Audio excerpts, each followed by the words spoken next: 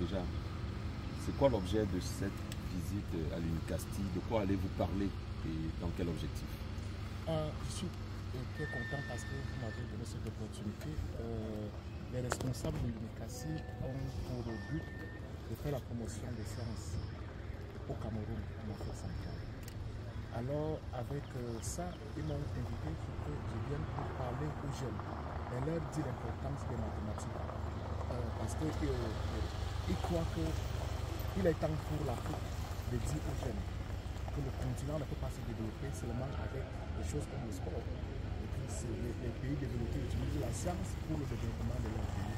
Donc, on pourra discuter par rapport aux mathématiques et l'application des mathématiques et comment on peut donc utiliser ces mathématiques et les appliquer pour résoudre les problèmes ici au Cameroun.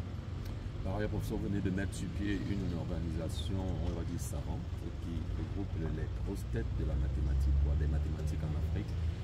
C'est quoi? Est-ce que vous pouvez nous en parler, cette organisation? Oui, comme je l'ai dit, on a constaté qu'en Afrique, on a une façon de nous apprendre les mathématiques. Et tout le monde pense que la mathématique, c'est seulement la théorie. Cependant, en tant qu'enfant de Dieu, la Bible dit que Dieu nous a donné l'autorité de contrôler le monde. Et pour contrôler le monde, il faudrait l'observer, collecter les données, transformer ces données en modèles, étudier ces modèles et résoudre et faire les prédictions. Et cela ne peut pas se passer sans mathématiques. Alors, ce que nous avons fait, c'est qu'on a constaté qu'on avait seulement les enseignements en mathématiques, puis nous avons donc décidé de créer la Société africaine de mathématiques industrielles et appliquées. Dire aux jeunes comment les mathématiques sont utiles pour le développement de chaque pays. Alors, nous avons les pays de l'Afrique. Chaque pays aura un président. On a déjà couvert plus de 40 pays. Et on a les présidents de la région et le président du centre, c'est le professeur Mbele qui est juste derrière moi. C'est lui qui va coordonner le centre. Et on l'a choisi, pas parce qu'il est juste camerounais, c'est parce qu'il a aussi contribué en mathématiques. Et il est l'une des personnes au Cameroun qui porte dans son cœur de faire la promotion des sciences. C'est pour cela que nous l'avons choisi pour représenter l'Afrique centrale. Donc, nous avons aussi 6 commissions. Pour notre association. Il y a une commission qui sera chargée des jeunes pour dire les jeunes et les mathématiques.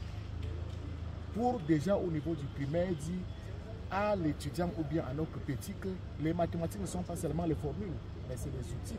Ce sont les outils qu'on nous a donnés pour comprendre le monde. Alors nous avons la commission des femmes parce qu'on a constaté que dans beaucoup de pays, pas seulement en Afrique, les femmes sont marginalisées. Et moi, je me suis dit, si nous existons, c'est parce que la femme est là.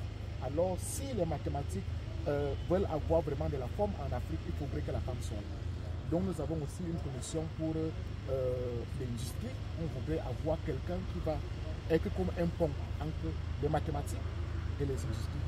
Et nous avons aussi une autre commission de l'enseignement. Comment dire à nos enseignants, comment enseigner les mathématiques aux gens?